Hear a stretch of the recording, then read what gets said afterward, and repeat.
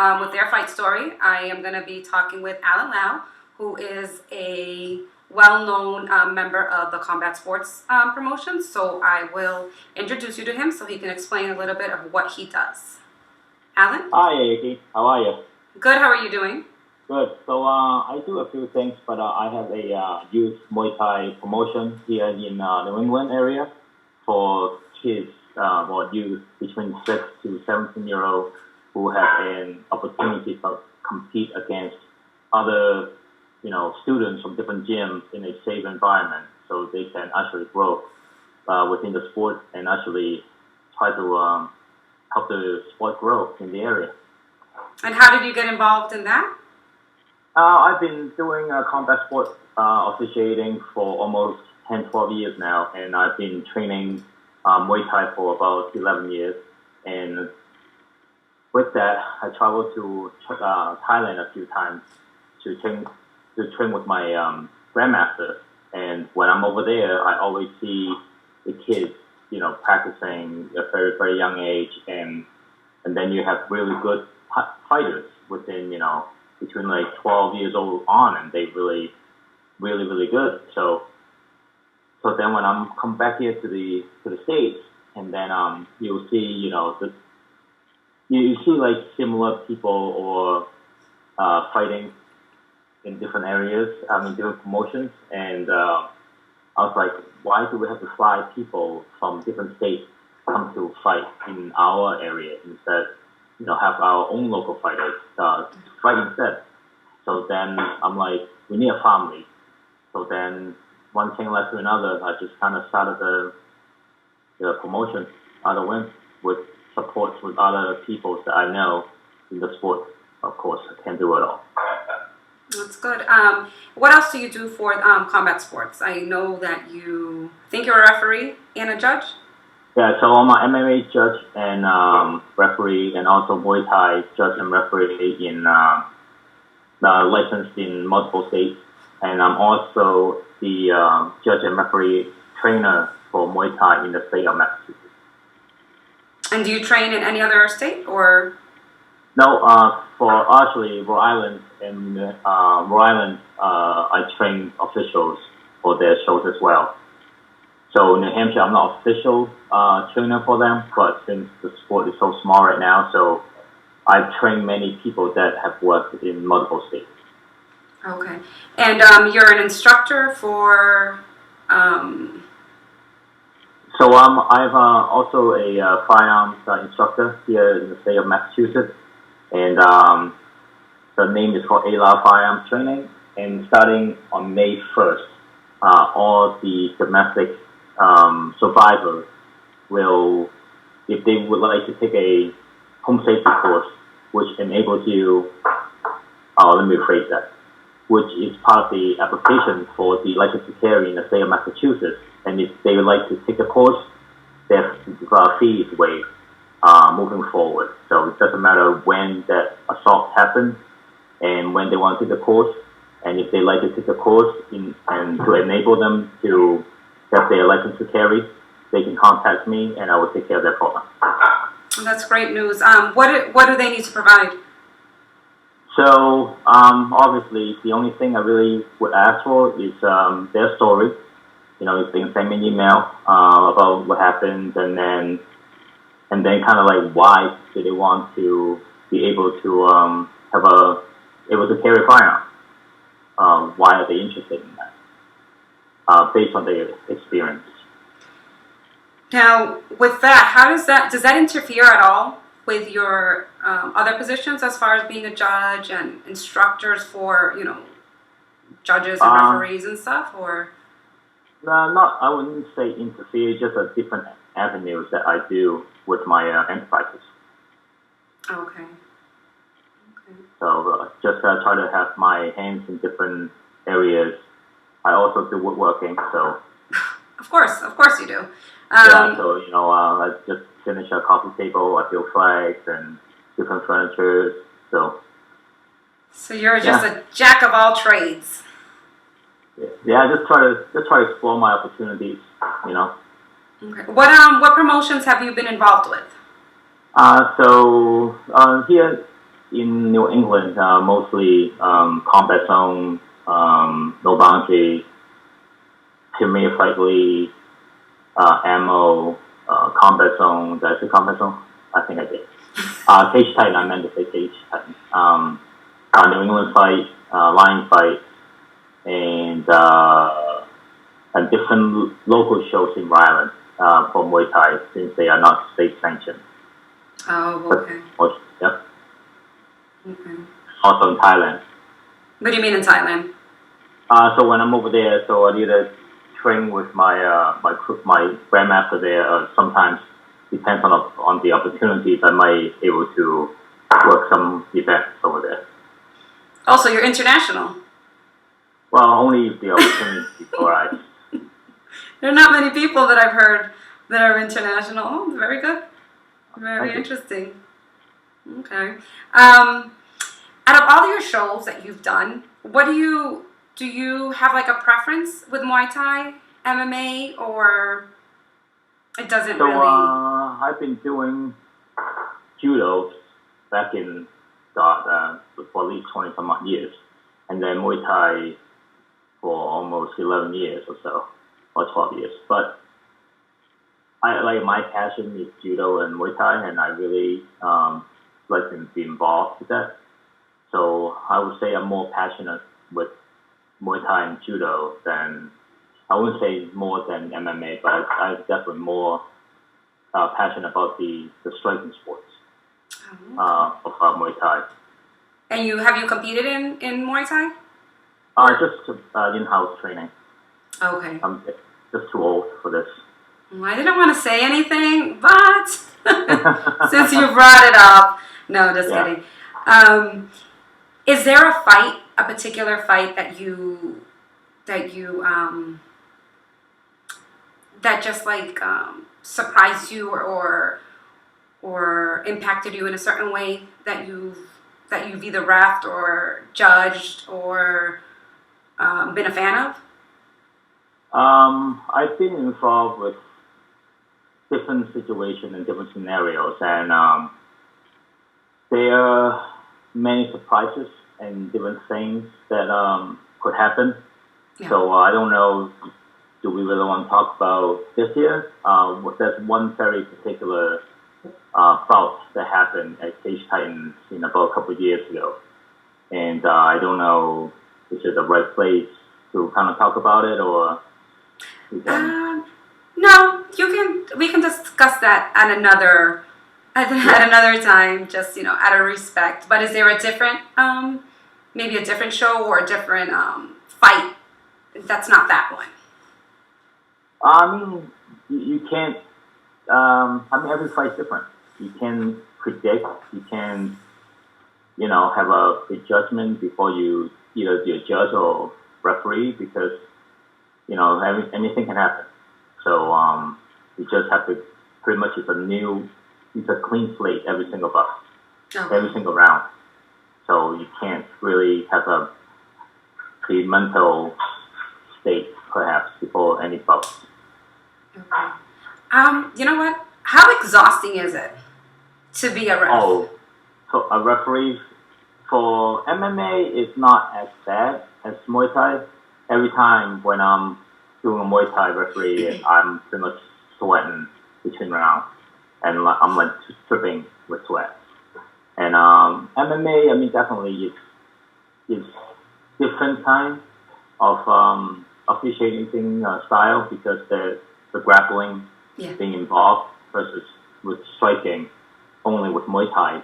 You got to break them up, you got to watch out for the ropes, you got to watch out for the sweeps, make sure the fighter is staying within the ring. And now many promotions now, they're doing Muay Thai or kickboxing within the cage. So with that, the rules, not the rules, but as a referee, we need to watch out for different obstacles or different scenarios, because now the avenue is different. Oh, okay. I didn't think it's like weird to see Muay Thai in a cage. I guess I'm used to them hanging over the ring.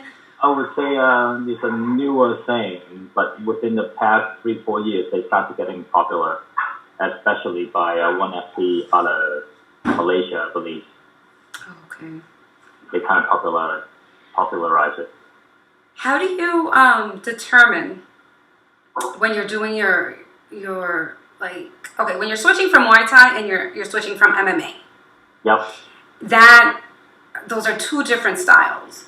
So yes. you're programmed to do one thing in one, and then you're programmed to do another in another. But how do you determine the distance?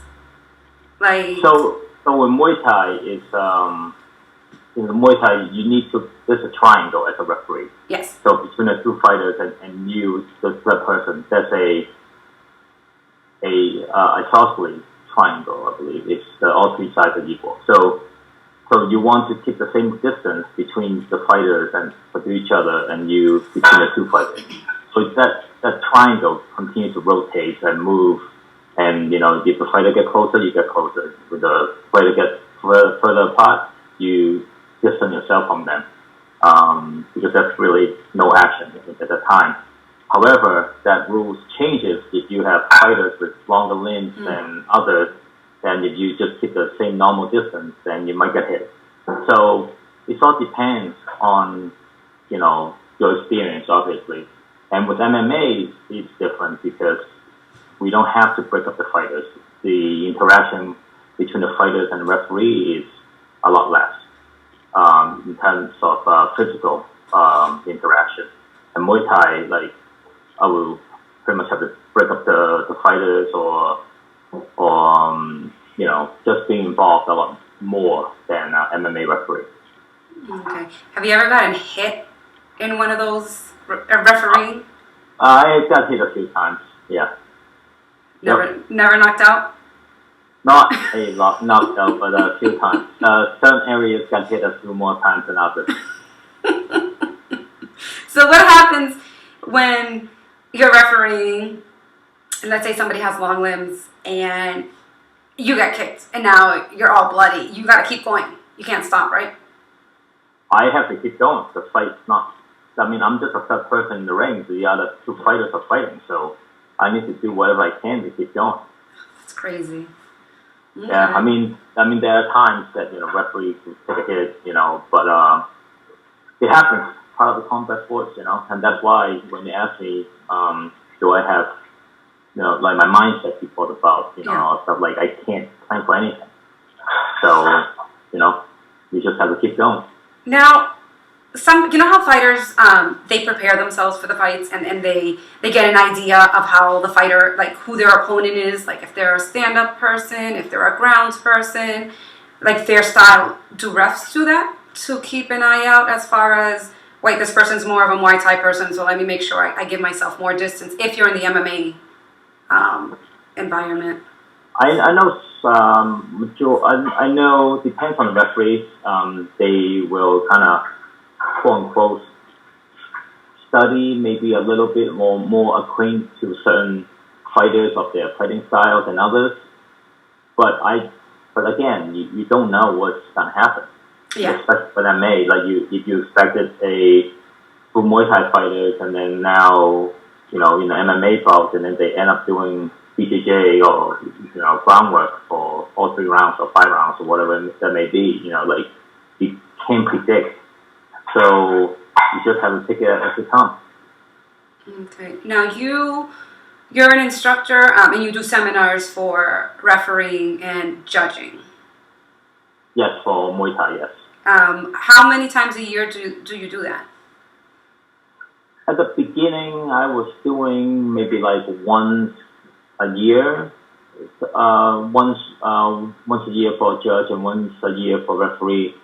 And then but for the state of Massachusetts at that time, the only promotion is only no boundaries. So we already kind of have, quote unquote, a good rotation of officials for work. Yeah. So at that time, the demand is not as high, per se, until Cage Titan starting to promote Muay Thai as well, or kickboxing inside the cage, and that became, so now you technically have 2 promotions doing similar sports, one Muay Thai and one kickboxing. And then, but once you're a Muay Thai official, then you can do a kickboxing bout. So now the demand pretty much increased, and also with cage fighting, they also do MMA and kickboxing on the same card, possibly. So the official needs to be licensed for both. Okay. So if you are a judge for MMA, and if there's a show with Muay Thai and MMA, then like the commission has to figure out what they need to do in terms of for officials. So it is more, but it's more beneficial for officials for MMA to kind of cross train or get educated in Muay Thai. Just that way would be increased opportunity to work more shows in state of Massachusetts. Okay. And once they do the course and you determine whether or not they pass, what's the next? What are the next steps for them? So for me, for the state of Massachusetts, once they successfully completed the course, I will give them the certificate, and then once that's done, they can feel free to apply for their licenses with the State Athletic Commission in Massachusetts. Okay. And it is up to the State Athletic Commission to grant the license or not. So that's at that point, like I'm already, it's out of my hands at that point. However, with Rhode Island or different states that the State Athletic Commission doesn't sanction the bouts, but if I'm involved with the officiating, kind of like in charge of that per se, Mm-hmm. I usually require X amount of bouts for judges and referees to quote unquote shadow before they, kind of like pass, like with me. So that's what I've been doing. Like just a little background about myself is before I became a judge or referee, I was shadowing for about a year and a half before I, become a licensed official. So, it's one of those things that just because, taking the course, sometimes you need some, like real time involved, and so you can get the nerves out. So now it's more just experience. You just need experience, really. You just need time in the ring. By the cage side or ring side, inside the ring or the cage, you just need time. That's something that you cannot teach. So do you recommend people to do like smokers or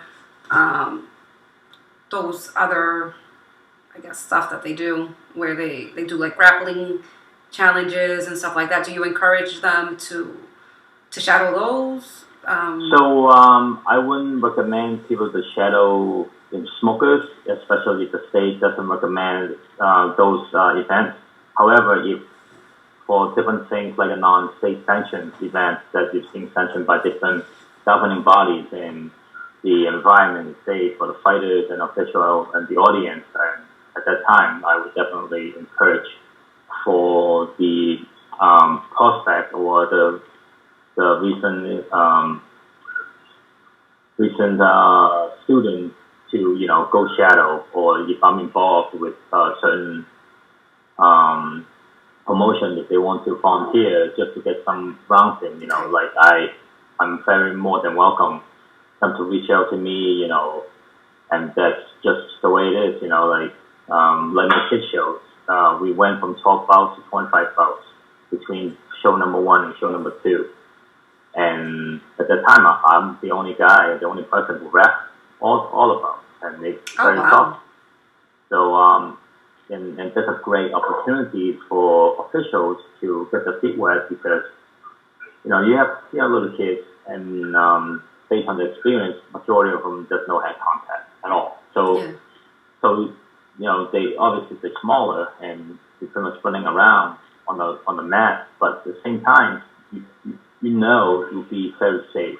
And plus, I'm ringside, kind of monitoring and see what's going on as well. So I highly recommend any official who would like to help out my event or the non-sanctioned fight done in shows down in Rhode Island. If they want to reach out to me, definitely can do that and just to get themselves more experience. You cannot teach experience. That's it. Oh no, definitely not. Have you ever I don't even know how to say it. Have you ever like taken back or realized that a person, like after you've given them a certificate, you're like, yeah, no, they don't qualify or they don't meet the requirements, or you know what I mean? Like if they pass the course, they pass the course. Because with my course, for judges, we have we discuss like during the course. It's a very open environment. So if you are not engaged in discussions, we watch many fights. We watch, what's that word? Like we watch a lot of fights. We discuss, we dissect like every single thing. So if you're not engaged, actively engaged, and if you're on the phone, like after the phone, like if you're on the phone and stuff like that, and not because it's emergency, you more likely will not pass the course. So if you pass the course, like I am confident that person would be a positive contributor to the sport for Muay Thai in the area. And especially with referees, there's a physical portion and the written portion. yes. So they have to pass both in order to get their certificate. So again, if they are not engaged or really actively engaged on both sessions, they are not going to pass the course. And you gotta understand my point of teaching the official is really to grow the sport. So by producing or passing people that is not qualified, it's not helping the sport. If that makes sense. So I want to be able to, hey, this person took a course at Allen, and they asked, if they want to call me for references, and I'm like, oh yeah, like Dahlia, like took a course, she's great, I would recommend for certain shows, blah blah blah. Like it's a small community, so I think that interaction is needed. Okay, that sounds good. How do you do your screening for your promotions? Or have you had people call you to be like, hey, John Smith took your course, or John Smith said that, they got your license through you, or, you know what I mean? Just to know if they're reliable for that particular promotion or show or whatever it is that they're going to be involved in. Are you talking about for my shows or for different shows? I guess for both, because basically for references. Oh yeah. How do you screen it for references, and then have you gotten people, reaching out to you to screen other people? Oh yeah, that definitely is a small community. So let's say a person took a course with me, and there's they want to go work at, let's say, a different state, at North Carolina or something. And then I just happen to know the guy, the commission or the promoter or whatever. And then say, hey, do you know this guy or this person or this girl? Yeah, sure. Then I just give them my feedback. Honest feedback, because at the end of the day, it's the safety of the fighter. Yes. It's fairness of the bout. So it's up to me to give them the correct information, and then whatever they do with the information is up to them. So.